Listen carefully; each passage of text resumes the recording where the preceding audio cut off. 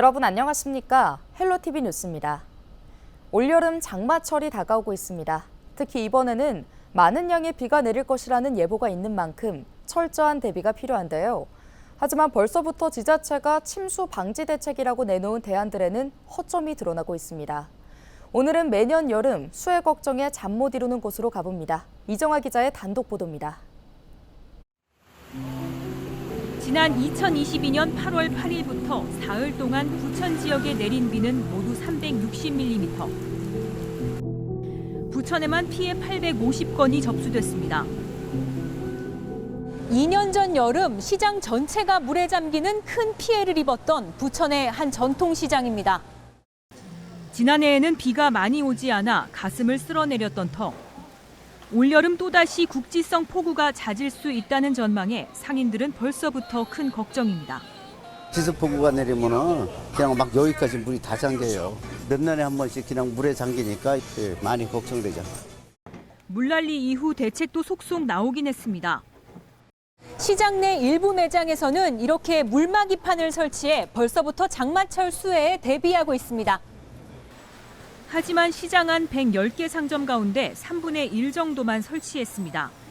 과일이나 생선을 놓고 파는 좌판형 상점에는 이마저도 언감생심이기 때문입니다. 짧은 시간 퍼붓는 극한 호우에도 근본적인 해결책이 될 수는 없습니다.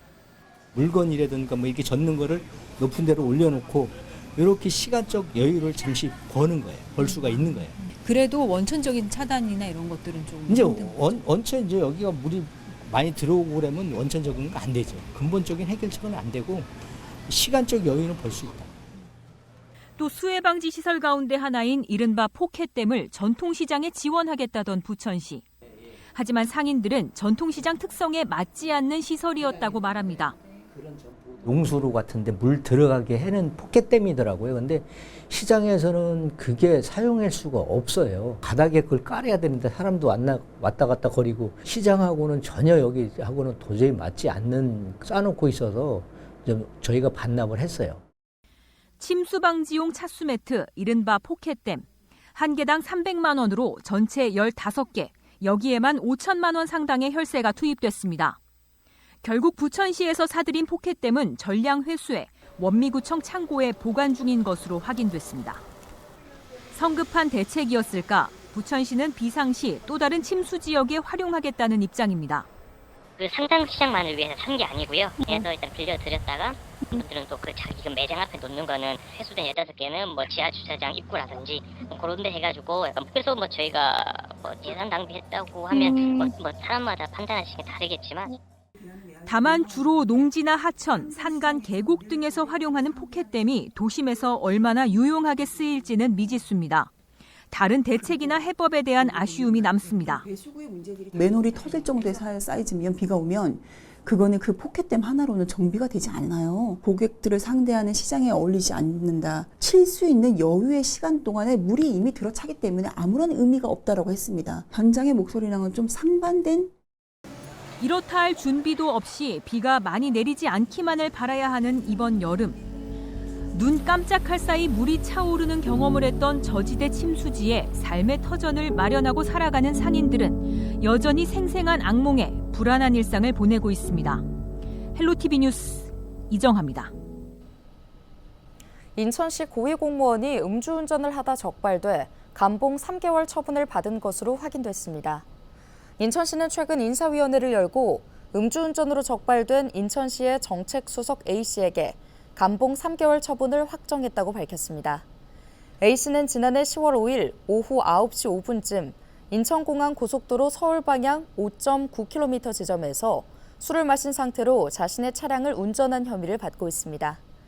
당시 경찰의 음주 측정 결과 A씨의 혈중 알코올 농도는 0.0385%로 면허 정지 수준인 것으로 전해지고 있습니다. A씨는 면허 정지 100일 처분을 받았고 벌금형에 약식 기소 처분됐습니다. 한편 A씨는 국회의원 5급 비서관 출신으로 지난 2022년 지방선거에서 당선된 유정복 인천시장의 초대 비서실장을 맡다가 지난해 3월 정책수석으로 자리를 옮겼습니다. 21대 국회가 막판 본회의를 열었지만 법안 처리에는 성과를 내지 못했습니다. 길고 긴 여야 대치로 처리되지 못한 법안들은 29일 21대 국회가 막을 내리면서 모두 폐기됐습니다. 이세진 기자의 보도입니다. 21대 국회 마지막 본회의. 대통령 거부권 행사로 국회로 돌아온 최혜병 특검법은 최종 부결됐습니다. 총 투표수 294표 중 가 179표, 부 111표, 무효 4표로서 부결되었음을 선포합니다. 방청석에서 거센 반발이 이어졌지만 재표결에서 부결된 최혜병 특검법은 폐기됐습니다. 당신들이 인간이야? 사람이냐고? 당신 아들이 죽였다만 20살짜리 아들이 죽었다 해봐. 이런 행동하겠어 당신들. 선구제 후 회수가 핵심인 전세사기 특별법 개정안은 야당 단독 표결로 이날 본회의를 통과했습니다. 여야가 합의하지 못한 7개 쟁점 법안 가운데 민주유공자법을 비롯한 4개 법안도 야당 주도로 국회 문턱을 넘었습니다. 하지만 하루 만에 대통령 거부권에 발목이 붙잡혔습니다. 이날 본회의를 통과한 5개 법안 가운데 4개 법안이 제2요구 대상. 국회로 돌아간 이들 법안은 재의결을 거쳐야 하지만 29일 국회 임기가 끝나면서 자동 폐기 처리됐습니다. 임기를 하루 남기고 본회의가 열렸지만 막판 국회를 넘은 법안은 결국 세월호 피해 지원 특별법이 유일한 셈. 상임위에 남아 처리되지 못한 법안 16,000건도 21대 국회 종료와 함께 없던 일이 됐습니다. 한편 야당이 주요 쟁점 법안들을 재발의하겠다고 예고한 가운데 21대 국회에서 풀지 못한 여야 대립 구도는 30일 문을 여는 22대 국회로 이어질 전망입니다. 헬로티비 뉴스 이세진입니다. 경기 북부 특별자치도 설치를 향한 지역사회의 바람이 큽니다. 지역 정치권은 22대 국회에서는 경기 북부 특자도 설치 특별법을 반드시 통과시킨다는 각오인데요. 김동연 경기도지사도 경기 북부 특별자치도를 흔들림 없이 추진하겠다고 재차 의지를 강조했습니다. 이재필 기자가 보도합니다. 김동연 경기도지사가 지난 28일 파주에서 경기도의회 경기북부 특별자치도 설치 특별위원회 소속 도의원들을 만났습니다. 이 자리에서 김 도지사는 경기북부 특별자치도를 흔들림 없이 추진하겠다는 강한 의지를 다시 한번 피력했습니다. 경기북부 특별자치도 설치 특별법이 비록 21대 국회 임기 내 처리되지는 못했지만 추진 의지는 흔들림 없이 굳건하다는 점을 강조한 겁니다. 도전 과제들이 우리가 대처하기에 따라서는 궁극적으로는 더 좋은 계기로 만드는 그런 전개가 될 수 있다는 생각을 하고 있습니다. 다양한 의견을 유심하게 관찰했고 분석도 했고 이제 곧 행동 옮길 때라는 말씀을 드립니다. 김 도지사는 지난 24일 국회의원 당선자들과 만나 경기북부 특별자치도 설치 특별법을 22대 국회에서 통과시켜 줄 것을 요청하기도 했습니다. 특히 경기북부 지역 당선인들은 김 도지사의 요청에 강하게 공감한 것으로 전해졌습니다. 경기북부 특별자치도 설치를 위해 다시 한번 신발끈을 동여매고 있는 경기도. 22대 국회에서는 성과를 이룰 수 있을지 관심이 집중됩니다. 헬로티비 뉴스 이재필입니다.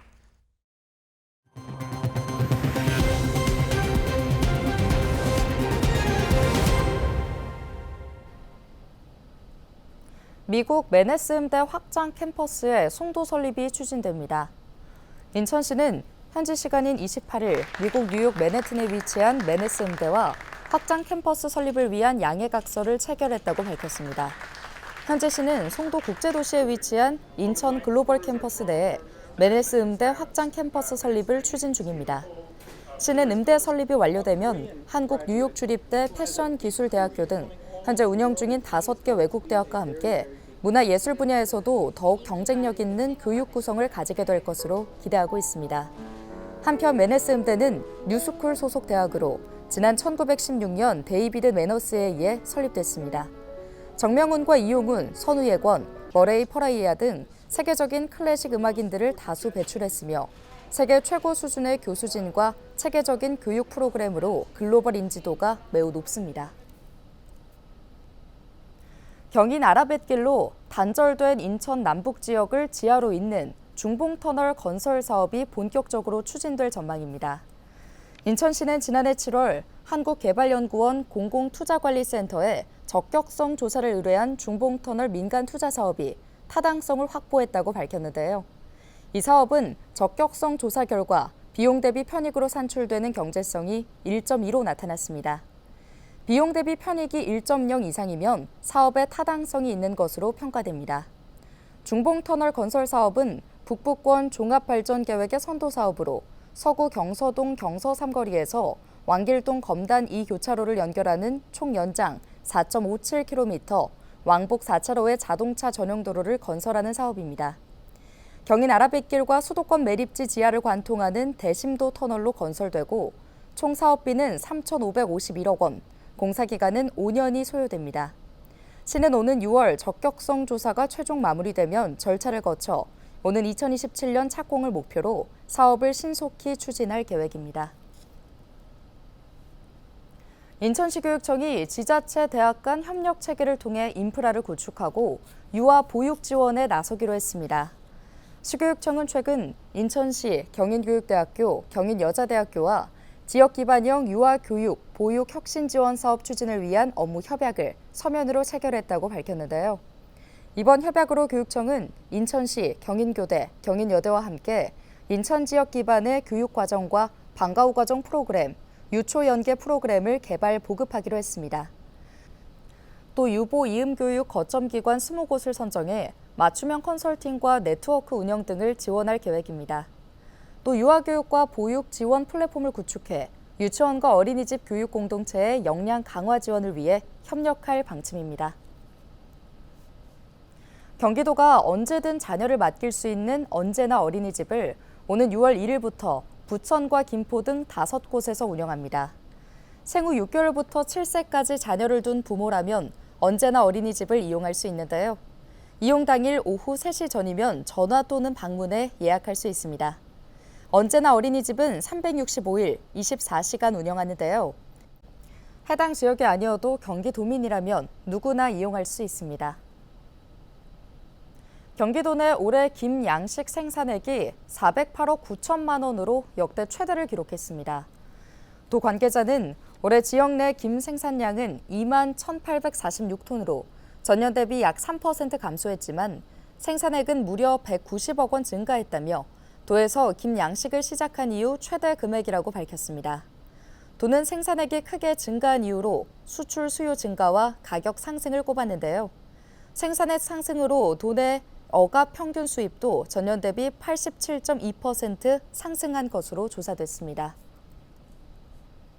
서울교통공사 등 서울시 산하기관 청년 의무 고용률이 4%에서 5%로 확대될 전망입니다. 서울시의회 김지양 의원이 청년 일자리 기본조례 개정안 등을 대표 발의했다고 밝혔는데요. 청년 일자리 기본조례 개정안은 서울시 24개 투자 출연기관의 청년 고용 의무 비율을 4%에서 5%로 상향 조정하고 청년 채용 계획과 실적을 서울시의회에 의무적으로 제출하는 내용을 담고 있습니다.